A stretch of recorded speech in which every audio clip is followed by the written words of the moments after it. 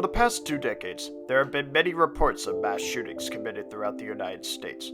Despite this being an issue nationwide, many researchers still hadn't found a satisfactory answer to what is causing these shootings. Without a clear answer, many point their fingers toward violent video games, violent movies, and violent TV shows for the cause of mass shootings. This leaves us with this question. Why are violent movies and video games and TV shows blamed for these mass shootings? Is there any truth to these claims? Is there evidence to back up these claims? Let's find out. The popularity of violent video games like Grand Theft Auto and Call of Duty has sparked a ton of controversy over the amount of violence these games contain. We have seen many people blame them for mass shootings. A notable example of this is with President Trump's speech in response to the mass shootings in both Dayton and El Paso. We must stop the glorification of violence in our society. This includes the gruesome and grisly video games that are now commonplace.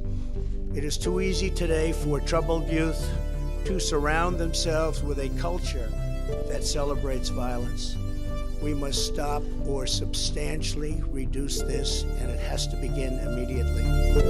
Despite all these games getting blamed for mass shootings, there have been some recent studies that have challenged these claims. According to Russell Schilling, a chief scientific officer at the American Psychological Association, while some research has suggested violent video games can cause a slight rise in aggression after being played, such cases are a small subset of the population. He was quick to note that aggression doesn't mean violence, and that much of his research has been misrepresented in the media. Schilling is saying that violent video games in rare cases causes people to be aggressive, but that doesn't mean they become violent criminals from playing these games like the media wants you to believe. The majority of people who play these games don't commit any crimes. Patrick Markey supports Schilling's claim with the research he has conducted. Markey noted that while over 70% of high school students play violent video games, only 20% of school shooters have reported playing these games.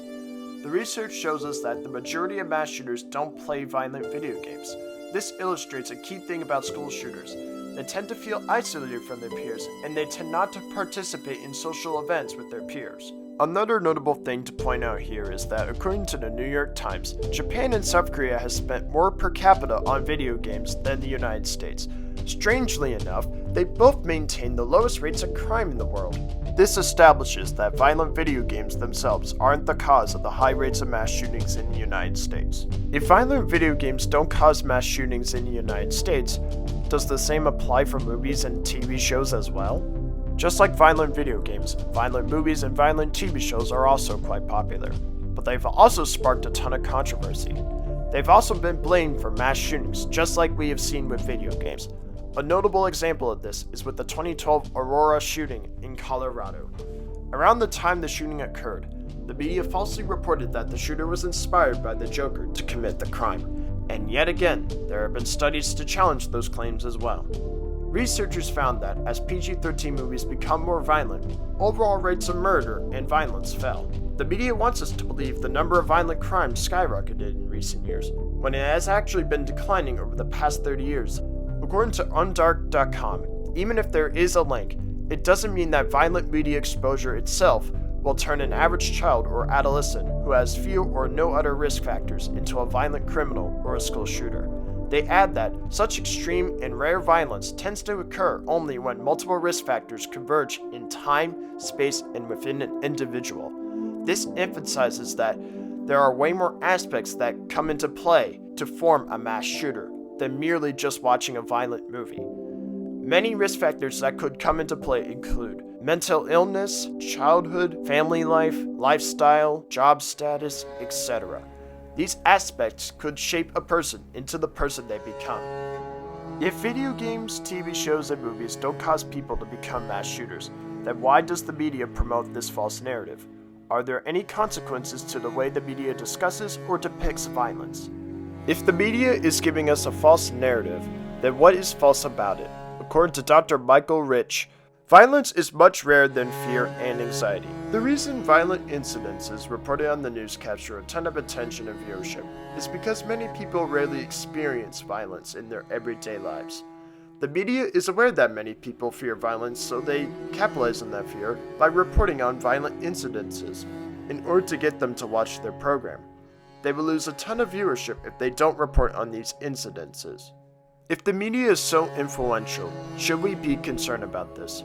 According to studies conducted by pediatricians, children are influenced by media. They learn by observing, imitating, and adopting behaviors. Several different psychological and psychological processes underlie media violent effects on aggressive attitudes, beliefs, behaviors, and emotions. While the media won't turn children into serial killers, the media can teach children the wrong mindset of how the world works. By manipulating children into believing a false narrative, it makes it harder for children to get a grasp on how to function in society. Undark.com provides a similar conclusion when they conducted their studies.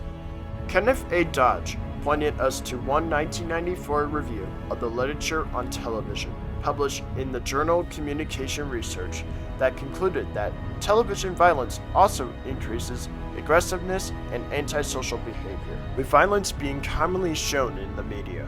It is easy for adolescent children to pick up on aggressive and antisocial behavior. For example, a child witnesses a guy punch another guy on screen. A child might think, "Oh, it's okay to punch people." This kind of media influence could be coming from these 6 kinds of screen violence: reward for violence, reality of violence, violent role models, justified violence, violent connections, and amount of violence. With these 6 types of on-screen violence, it can give children the wrong mindset of how to approach real-world issues. The best thing to do is to educate children on how to handle a violent situation in case they get caught into one, but they should also learn how to avoid getting into violent situations as well. In conclusion, video games, movies, and TV shows are not responsible for mass shootings.